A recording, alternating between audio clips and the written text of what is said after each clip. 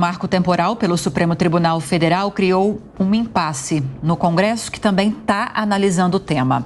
O Senado vai contra o entendimento do STF sobre a demarcação de terras indígenas e discute neste momento o projeto que fixa o marco temporal na data em que foi promulgada a Constituição de 1988. Para a gente entender agora como esse assunto vai se desenrolar, vai continuar sendo discutido no plenário, a gente conversa com o senador Marcos Rogério, que é o relator do marco temporal no Senado Federal. Senador, bem-vindo ao Jornal da Manhã. Bom dia. Muito bom dia a você, bom dia ao telespectador da Jovem Pan News. Um prazer participar com vocês e falar de um assunto que é tão importante para o Brasil e num momento de tanta preocupação também, especialmente para quem está no setor produtivo. Agora, para nós que não estamos inseridos nesses meios, no judiciário e no legislativo, fica uma dúvida muito grande como isso vai continuar sendo discutido no Congresso, senador. Porque, conforme a votação de ontem, o julgamento de ontem, que foi finalizado ontem no STF, essa definição, essa tese do marco temporal é inconstitucional no entendimento dos ministros. E essa tese que está sendo discutida agora no Senado, que o senhor relata essa questão, ela trata de um projeto de lei, ela está num projeto de lei, não uma PEC. Como isso agora vai ser discutido? Tende a haver algum tipo de mudança? Essa decisão dos ministros esvazia essa discussão no Senado Federal? De jeito nenhum, não esvazia a discussão, pelo contrário, ela coloca mais pressão sobre o Congresso Nacional para discutir e votar essa matéria. Bom, primeiro é preciso considerar, né, que assim, a manifestação do Supremo Tribunal Federal, ela se dá em cima de um caso concreto, em cima de uma situação, mas houve o reconhecimento da repercussão geral em relação a esse tema, ou seja, com a decisão final do Supremo Tribunal Federal, opera-se, né, o efeito vinculante para todos. Agora, esse efeito vinculante, ele vai atingir a quem? E aí é importante a gente começar a observar aqui. Ele atinge, né, os órgãos do próprio Poder Judiciário, vincula, né, os efeitos da decisão, ele atinge os órgãos, o Poder Executivo, a administração direta e indireta, mas não vincula o Poder Legislativo. E não poderia ser, porque o Poder Judiciário ele julga a partir de uma norma, seja de um texto constitucional, seja de uma lei infraconstitucional, enfim. Então, ele não afeta, né, o papel do Poder Legislativo, é o que está lá no artigo 102, parágrafo 2º da própria Constituição Federal e também nos precedentes do próprio Supremo Tribunal Federal. Veja que no precedente do Supremo Tribunal Federal, na jurisprudência, né, ele deixa clara essa situação em que o legislador ele pode legislar sobre o tema, inclusive com texto idêntico ao que foi julgado inconstitucional. Agora, é importante a gente trazer à memória, né, do ouvinte, do telespectador nesse momento, que esse projeto do marco temporal que está sendo discutido no Senado, ele, na verdade, reproduz aquilo que foi a decisão do próprio Supremo Tribunal Federal no emblemático caso Raposa Serra do Sol, lá de Roraima. Então, o Supremo ele está revendo a sua própria decisão para estabelecer esse novo paradigma, essa nova visão constitucional acerca desse tema. Então, não há nenhum prejuízo à tramitação do processo legislativo. O projeto marco temporal deve avançar primeiro na CCJ e depois no plenário e garantir a quem está no campo e também na cidade segurança jurídica. Esse deve ser o encaminhamento do Senado Federal. Senador, a gente já ouve falar de alguns parlamentares na possibilidade de se buscar um meio termo. Até mesmo é uma discussão talvez já baseada no próprio voto do ministro Alexandre de Moraes, que tenta agradar os dois lados, vamos dizer assim. Isso é possível? O seu projeto pode ser alterado? Não, o meu projeto, o texto apresentado na CCJ na semana passada, que deve ser votado na próxima semana, é um texto que nós já instruímos a matéria, estamos discutindo. Obviamente que no processo legislativo ele é dinâmico, né? Nós somos ali um colegiado e as decisões são fruto justamente da posição do colegiado. Então sempre há espaço para diálogo, mas a nossa intenção, o nosso desejo é avançar com esse texto na forma como ele está, um ponto ou outro, né, que um setor, um segmento ou outro tem de preocupação, ele está isolado, é possível, na sequência do processo, você ter uma opção de veto, não há prejuízo ao núcleo central que trata do marco temporal, mas não há tempo para a gente postergar essa decisão, né? A decisão que parte do Supremo Tribunal Federal gera um clima de muita insegurança no Brasil inteiro, nos estados e muitos municípios também, de sorte que nós temos a obrigação de avançar com esse tema, né, aprovar no Senado Federal e levar à sanção esse projeto de lei. Devolver, né, para quem está nesse ambiente de angústia, de incertezas, né, justamente essa sensação de segurança. A gente segue conversando com o senador Marcos Rogério, que é relator do Marco Temporal no Senado Federal. Senador, agora eu vou convidar os nossos comentaristas para essa conversa também. Amanda Klein, começamos com você. Senador, bom dia. Por mais que esse projeto continue tramitando no Senado e eventualmente até seja aprovado, você tem um confronto contratado aí, um encontro contratado com o Supremo Tribunal Federal, porque alguém inexoravelmente vai questionar a constitucionalidade do tema e como o Supremo já decidiu ontem que a tese é inconstitucional, vai ter que derrubar, à luz do que acabou de decidir, o projeto de lei recém-aprovado pelo Congresso, caso seja aprovado. E ainda antes disso, teria que passar pela sanção do presidente Lula, que também pode argumentar, poxa, mas essa matéria é considerada inconstitucional. Ou seja, temos esse confronto marcado. O Pedro Lupion, ontem, que é presidente da Frente Parlamentar da Agropecuária, poderosíssima no Congresso, reúne 374 parlamentares, diz que nada passa, nem projetos a favor, nem contra o governo, até que essa questão seja resolvida. Como é que o senhor vê os próximos capítulos? Você tem uma relação que vai ficar muito esgarçada, estressada, possivelmente ainda mais, entre Congresso e Judiciário.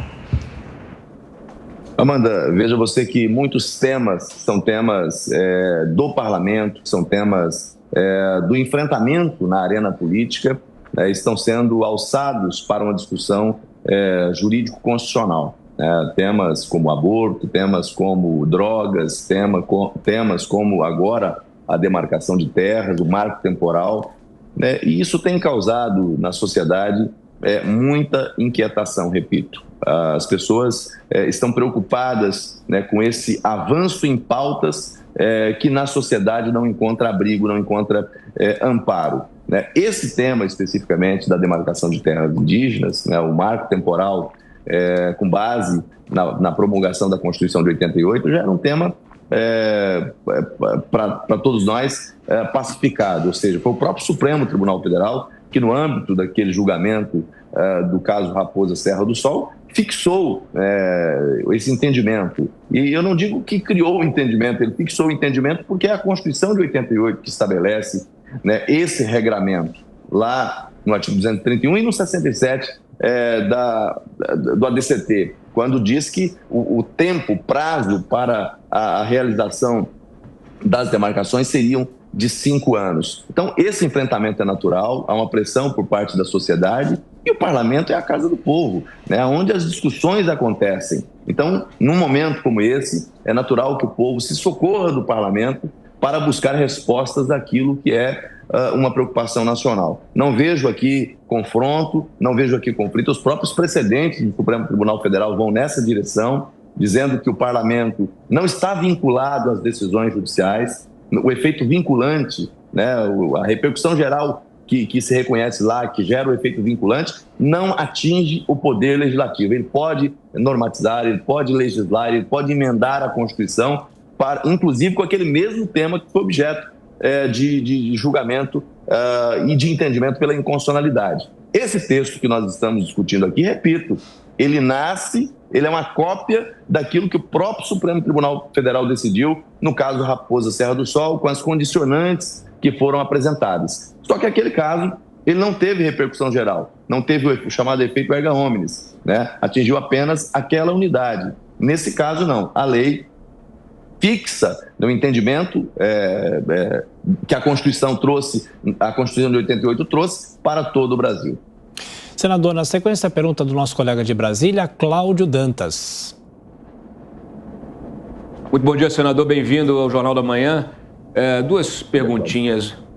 Pegando carona aí na pergunta da Amanda, quando o senhor menciona essas pautas todas, que estão sendo debatidas no Supremo e pautas que deveriam estar sendo debatidas no Congresso, a gente percebe uma opção da maioria do Supremo por uma agenda progressista, uma agenda de um determinado segmento ideológico da sociedade. O senhor acha que a ideologia está vencendo a técnica? Porque a decisão de ontem, ela, segundo a gente ouviu vários especialistas aqui, atropela justamente a súmula 650, que já estabelecia a questão, deixava muito claro a questão de terras ocupadas no passado longínquo, que não poderiam ser consideradas neste momento. A segunda questão nós temos de área agrícola metade do que temos de terra indígena no país. Terra indígena, temos aí cerca de 1,5 milhão de indígenas ocupando essa área, que é gigantesca, e temos uma área agrícola que é metade e que fornece alimentos para 1 bilhão de pessoas, não só no Brasil como no mundo inteiro. Faz sentido discutir ampliação de terras indígenas no Brasil ainda hoje, em pleno século XXI? Aldo Dantas, olha, assim, a sua pergunta, que traz no contexto uma avaliação, está corretíssima. Quer dizer, você tem, quando você calcula, né, a população indígena do Brasil, né, e observa o volume de terras que nós temos dedicada a essa população, hoje 14% do território nacional, com essa decisão, isso pode chegar aí aos 30%, né, é algo que realmente não encontra argumento, não encontra razoabilidade.